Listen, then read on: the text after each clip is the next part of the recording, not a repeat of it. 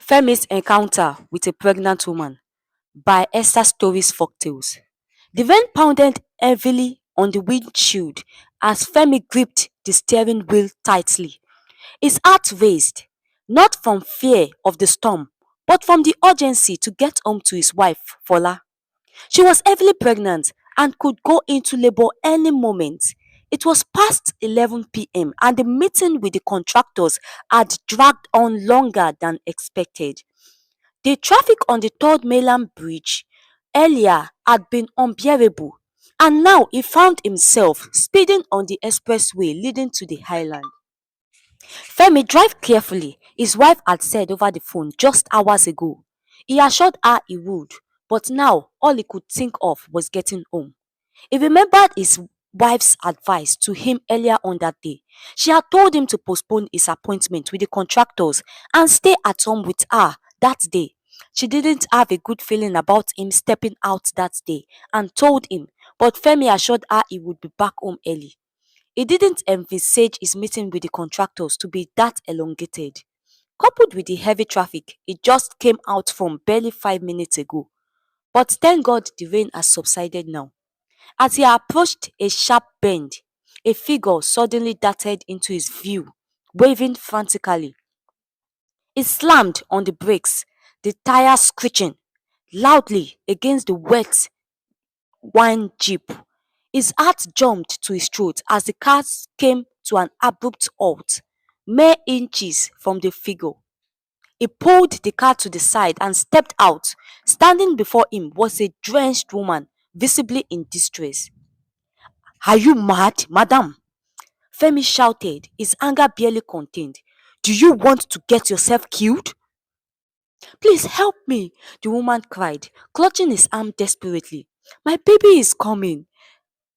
Femi's eyes dropped to her swollen belly, and his frustration melted into confusion.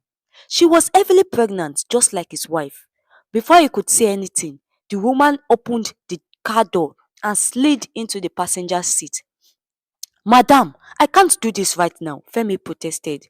"I need to get home to my family. Why don't you call your husband to help you?" "My husband is dead," she snapped, her voice trembling. "Please take me to my hospital in Aja. It's where I registered for antenatal care." "Aja?" Femi echoed in disbelief. "Madam, that is too far. I can't drive all the way there tonight." "Then I'll have this baby right here in your car," she screamed, clutching her stomach as if in labor. Realizing he had no choice, Femi sighed and started the engine. "Fine, let's hurry." Femi drove through the quiet streets. The clock ticked past midnight, and his exhaustion grew with each passing minute. The woman groaned in pain beside him, but something about her behavior seemed off. After driving for over an hour, Femi pulled over in frustration. "Madam, we've been driving forever, and we are nowhere near Aja. I'll find a nearby hospital for you. I can't keep doing this." The woman hissed loudly. "Oga, take me to Ajajo. You can't leave me in the middle of nowhere." Femi clenched his fist, trying to remain calm. "I'm trying to help you. Stop being unreasonable." Before he could continue, his phone rang. It was his wife. His heart sank as he ignored the call, guilt gnawing at him. Moments later, his landlord called. "Femi, where are you?" The landlord's voice boomed. "Your wife just fainted. She's bleeding and it looks serious." "Oh." "What?" Femi exclaimed, panic gripping him. "Please take her to the hospital immediately. I'm on my way." Femi hung up and turned to the woman. "Madam, I can't do this anymore. My wife is in labor and I need to get to her. I'll drop you at the hospital across the street and make a deposit for your care." Femi said. The woman's demeanor changed instantly. She laughed bitterly. "You think I will let you abandon me here? If you don't take me to Aja, I will raise an alarm and call you a kidnapper."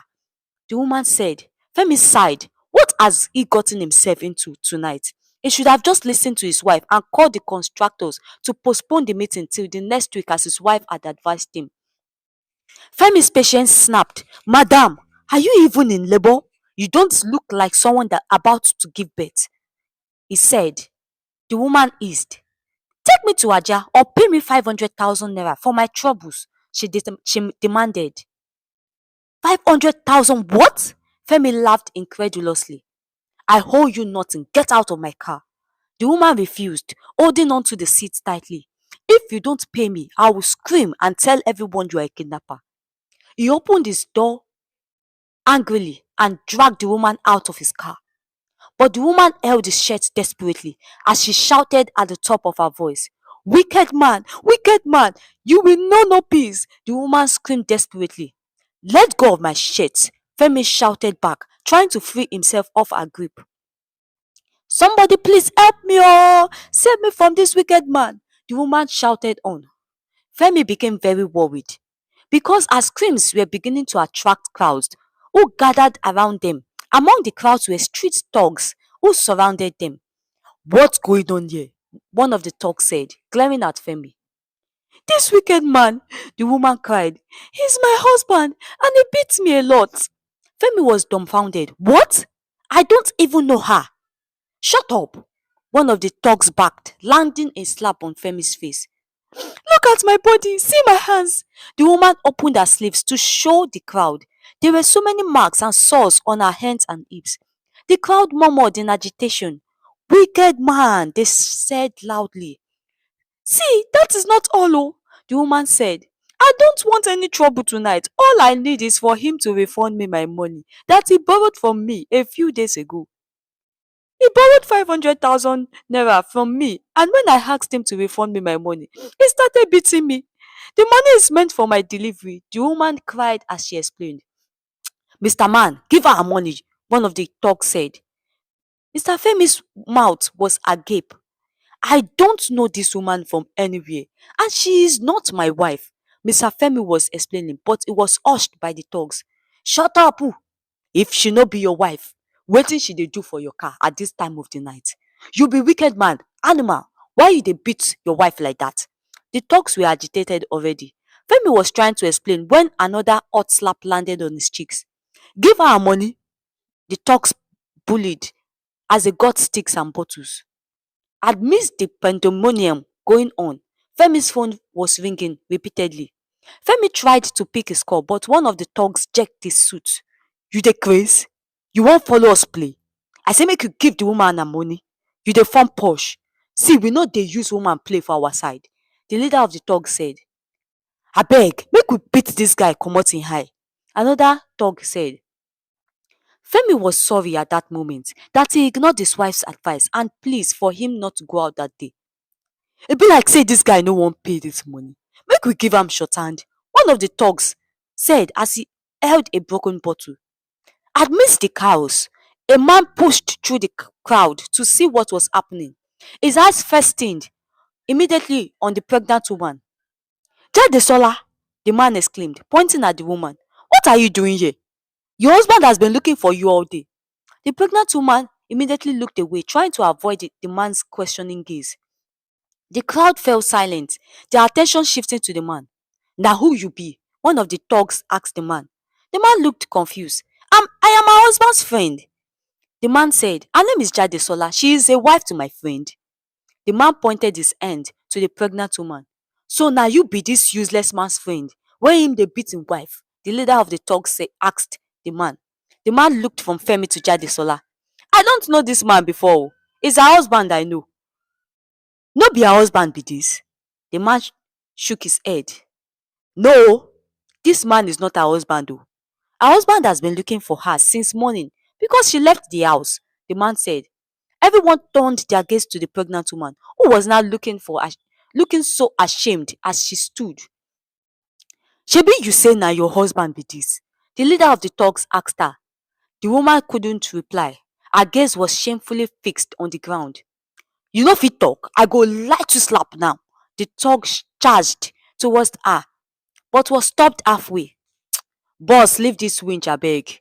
This one na pregnant woman. If you touch her, you fit kpai harm. The second thug said. The crowd began dispersing, muttering curses under their breaths. Femi, battered and bruised, staggered back to his car.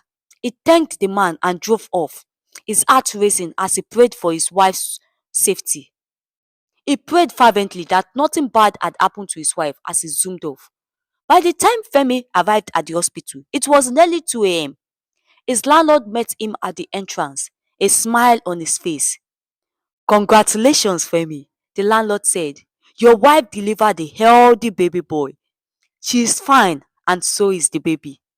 Femi's knees buckled with relief as tears streamed down his face.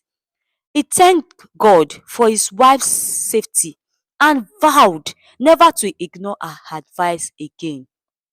That night, as he held his newborn son for the first time, Femi learned a valuable lesson about trusting his instincts and the power of a loving family. The end. Thanks for watching. And if you find this story interesting, do not forget to like, share, comment, and subscribe at Esther Stories Folktales, where you get interesting stories and intriguing stories for your entertainment. Thank you.